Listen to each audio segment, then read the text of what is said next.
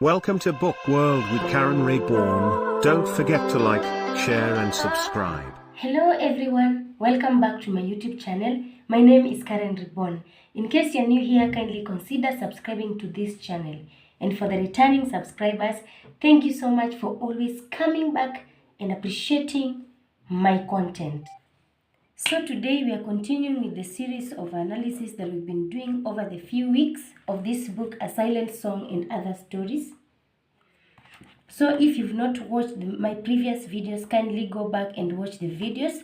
And today we are moving on to the next story, that is A Silent Song by LEONARD KIBERA from Kenya. So I'm going to take us through this and I hope all of you are going to enjoy. So sit back, relax and enjoy the analysis. So to begin with, we are doing A Silent Song by LEONARD KIBERA from Kenya.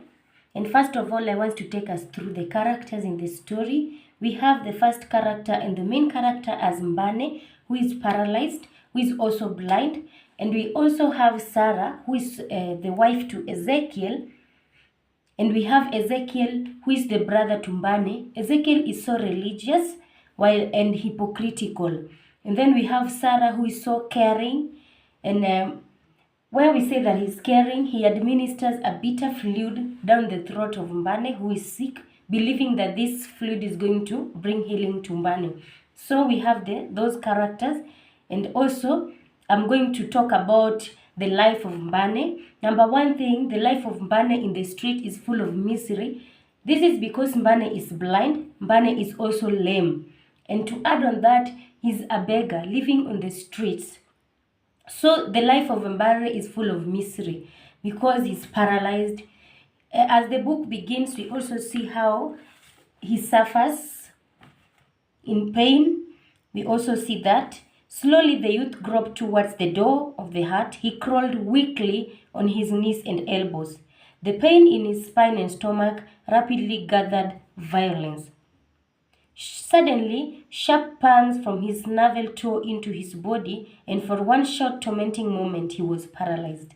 Then the pain disappeared. It vanished with the same savage fury of its onslaught. Left him cold with sweat, left no other mark really, as if it had never been there. But he knew it was only recoil for another attack. Once more he gave up the fight, let go his chin and hit his forehead on the dirt of the flea-ridden floor.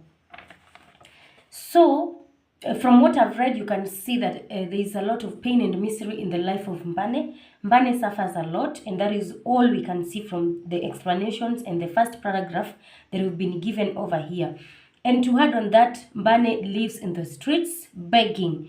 And about that, we can also talk about Mbane's nostalgia. He reminisces his street life, living on the street, how the street was like, and all he could think about the street was the good things that he could see. The sun, the beautiful sunset. He could talk about the beautiful sunset. He could also talk about the people who are walking up and down. We have the prostitutes. We have all that walking down the street, and the bubbly world that he was living in. That is on the street. And then we also get to see Mbane, who now lives with the brother Ezekiel. Ezekiel rescues the brother Mbane and lives with the brother after so much time of neglecting the same brother. So when they're living together, the only thing that this Mbane could do was just sing silently. That is why we can say that this story is titled The Silent Song. I hope you can see that clearly. Silent Song. He could sing silently. And all this nostalgia and reminiscing about his street life were done silently. He never said it to anyone. And the only time that we get to see a conversation between the brothers was when Ezekiel came to ask the brother about having received Christ. The salvation, preaching salvation to the brother. And that is when we see the theme of Christianity. Religion is there. And on the same verge of talking about Christianity to the brother, and even having to judge the brother by telling the brother that without getting to be saved, you cannot see heaven. And it teaches him of the way sinners are treated and where they go when they die. But ironically, Mbane still dies before receiving salvation. So we get to see that there was also hypocrisy in Ezekiel. Ezekiel talks about Christianity, yet he's the same person that neglected the brother on the streets for the longest time. And now when the brother is now incapable of anything, the same man comes and talks about Christianity. And again, to talk about Christianity to Mbane, his experience about Christians was not so good, because there's at some point Mbane says that Christians would abuse him for idling and begging leisurely on the street, and they went too far to abusing him on the street. So that is what religion is to him. That is the version that I had. Then the brother comes and speaks about the light of God that was supposed to come when you receive salvation, the light that is crowned with salvation, which to him doesn't seem so correct. When he's pinned down to talk about that, Ezekiel, let me read this paragraph. Mbane, I asked, do you believe in God? It was Ezekiel again, that is the brother. And I said, I don't know. He answered weakly, no, you did not. You only lay there sobbing. Mbane, I want Christ to save you. Do you know where sinners go when they die? Do you know where those who are saved go? There was once a man called Jesus. Yes, I know, that was an interruption. Mbane swallowed painfully. That is why you brought me here? And do you accept him? That is Ezekiel asking. I don't know, but I now see the light I have often thought about in my own way. The light that I've always thought about in my own way. You're worse than Judas, Ezekiel hissed in suppressed anger. Will you never stop thinking about your God even in your day? In this hour, I want you to be baptized. He had become more calm now, and he smiled distantly. Ezekiel saw it was hopeless to go on. Still, he would never give his brother to the devil. Giving the brother to the devil just because he was living on the street in a bubbly world, in a world full of prostitutes, just begging on the streets. That is why he's now judged. And for Ezekiel, Mbane dying without receiving salvation meant that Mbane is going to hell. And that is what he was not ready to. I would never give my brother to the devil. Mbane, will you not follow the way of good men and women? Who are these good men and women? When Mbane, what he could talk about in the book was Christians cursing him, Christians abusing him. And then these prostitutes and the other group of people that are considered sinners, those are the same people that could come and donate. These are the same people that he could remember with very good memories in the street. And now we have the good women and good men. I don't know who these people really are. Probably they should be the Christians, according to Ezekiel, in this paragraph. And then we also have his strength waned first. There was no pain, only weakness. Then his head jerked down to the bed. Ezekiel bent down and touched the cold forehead with a shaking hand. He is gone, he said aloud to himself. Yes, he's gone, Sarah whispered.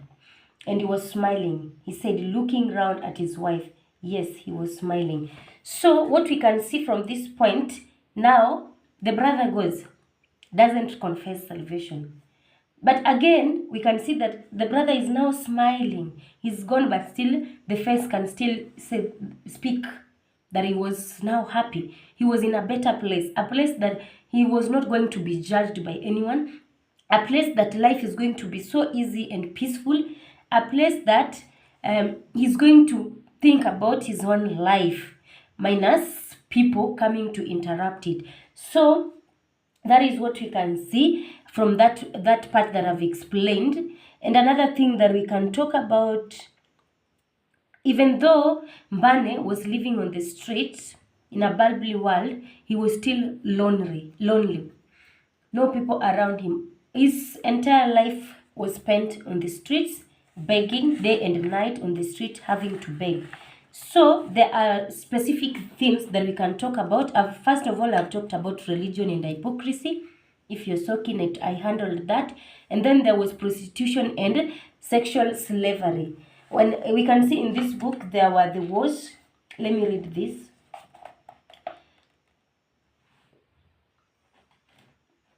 It was only the voices of good men and women turned drunk in the refuge of night brothel after a hard day's work. It was also the turn of pimps and whores galore, that is prostitution, to smile their way into good men's pocket after a hard day's rest, scratching one another's face in the process.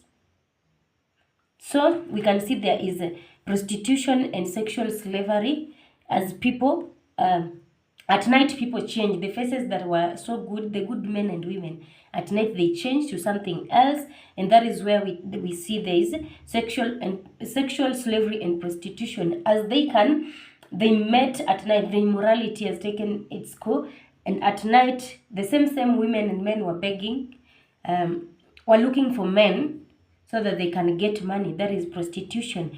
Again, we can see there is pain and misery of a physical handicap. A lame person, someone who is also blind, is blind and lame. What they go through on the street, meeting Christians that abuse them, meeting people that are abusing them. And we can also see that these same people that abuse them in the city, some of them are supposed to be rescuing them, and they're so hypocritical. They pretend to be doing the right thing, yet it's not the right thing. So there's also what is called the pain and misery. They have to beg. They have to beg people for money for them to eat. They have to sleep on the streets and what have you. Again, let's talk about, let me just give something about religion and hypocrisy.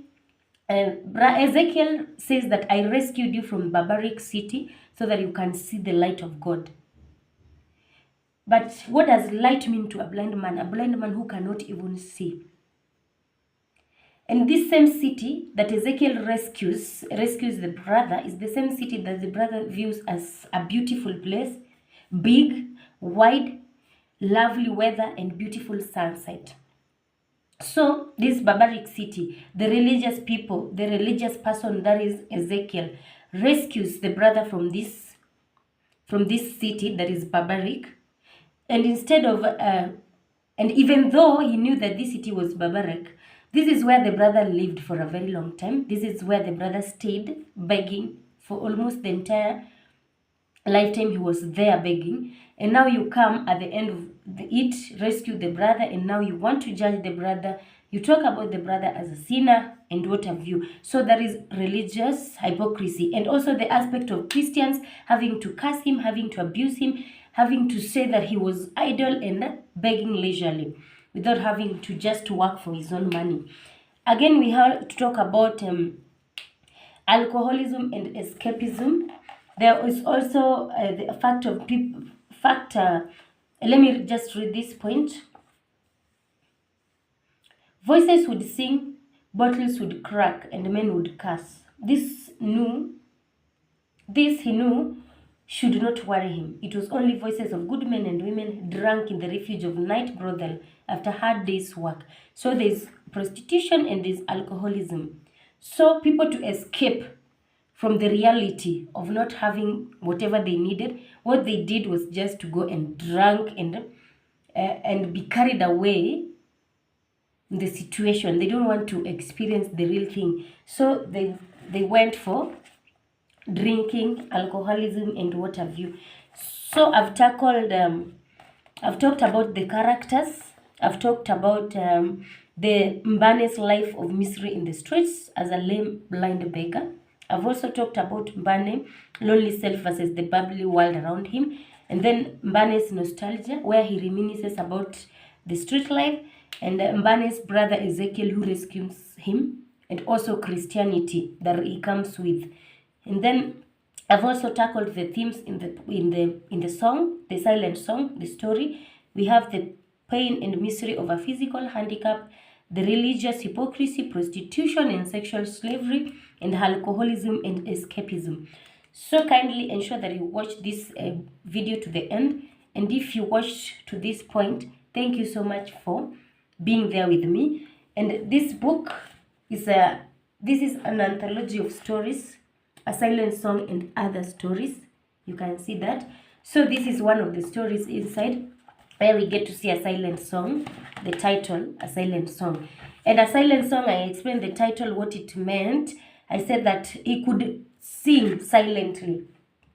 Mbane could sing silently, and that is where he could not speak loudly his feelings or tell it to people or tell it to anyone. He could just speak it silently. So that is where we get the topic, a silent song.